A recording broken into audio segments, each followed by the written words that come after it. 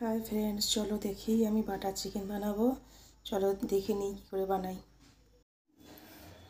আজকে আমি butter chicken বানাবো, তার জন্য কিছু লেগ পিস নিয়ে নিয়েছি। আমি লেগ পিসটা ম্যারিনেট করে নিয়েছি।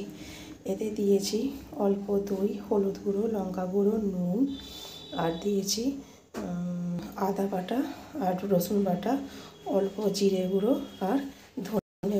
আমি এইগুলো দিয়ে আমি ম্যারিনেট করে দিয়েছি, আর অল্প লঙ্কা গুঁড়ো দিয়েছি, আর দই ফই দিয়ে আমি এটাকে ম্যারিনেট করে নিয়েছি। এবার আমার কড়াটা গরম হয়ে গেছে, আমি কড়াতে দিয়ে দেবো বাটার।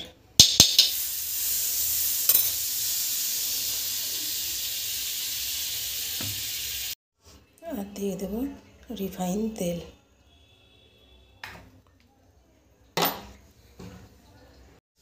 আমি লেগ পিসগুলো এভাবে আস্তে আস্তে দিয়ে আমি একটু ভাজা ভাজা করে নেবো। লেগ পিসগুলো দিয়েছি, এগুলোকে আমি আস্তে আস্তে ভেজে নেবো। আমি এইভাবে হালকা করে ভেজে নিয়েছি। এবার আমি পিসগুলো তুলে নেব। আমি পিসগুলোকে তুলে নিয়েছি। এবার এই তেল আর ঘিয়েতে দিয়ে দেবো কিছু গরম মশলা।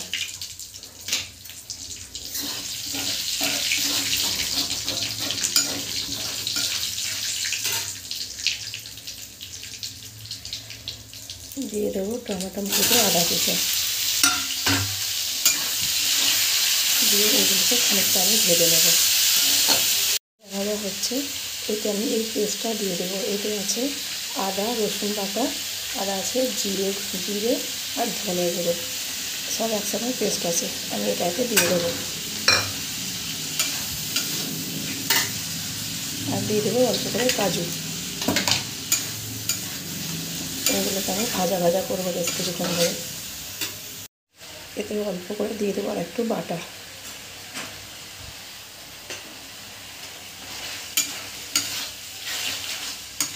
আমি মশলাটা একটু ভেজে নেবো ভালো করে।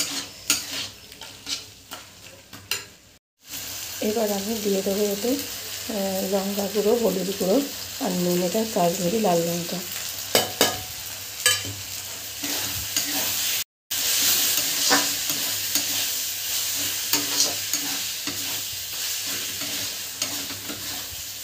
ভালো করে ভেজে নেবো, ভালো করে আমি কষিয়ে নেব। এদিকে এই মশলাটা আছে, যেটা মাংসটা ম্যারিনেট করেছিল, তার খানিকটা মশলা আছে। এটা অল্প করে জল দিয়ে আমি এটা একসাথে দিয়ে দেবো, দিয়ে আমি মশলাটা কষিয়ে নেবো।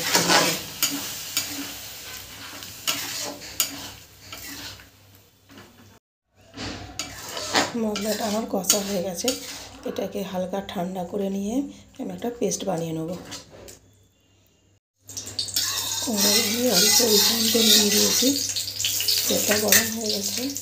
এতে আমি দিয়ে দেবো অল্প কাশ্মীরি লাল লঙ্কা,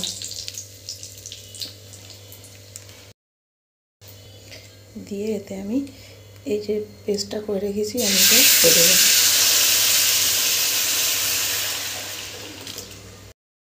মশলাটা ফুটে এসছে, আমি এতে দিয়ে দেবো আর একটু অল্প বাটার।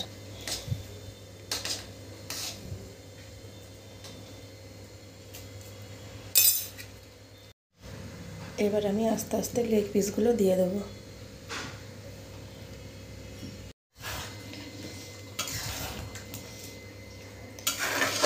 আমি লেগ পিসগুলো দিয়ে দিয়েছি, দিয়ে আমি এবার এটা আমি ঢাকা দিয়ে দেবো, দিয়ে বেশ কিছুক্ষণ ধরে আমি ফুটবো।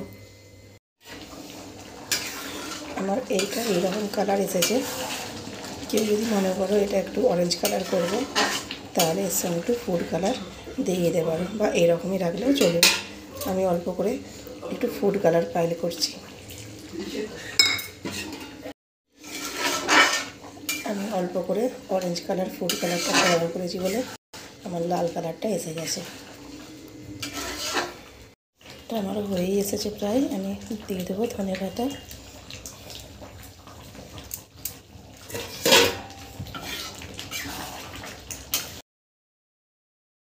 নাড়াচাড়া করে আমি নাড়িয়ে নেব।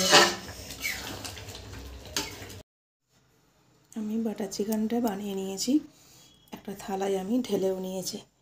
এবার আমি দিয়ে দেবো এর উপরে ফ্রেশ ক্রিম।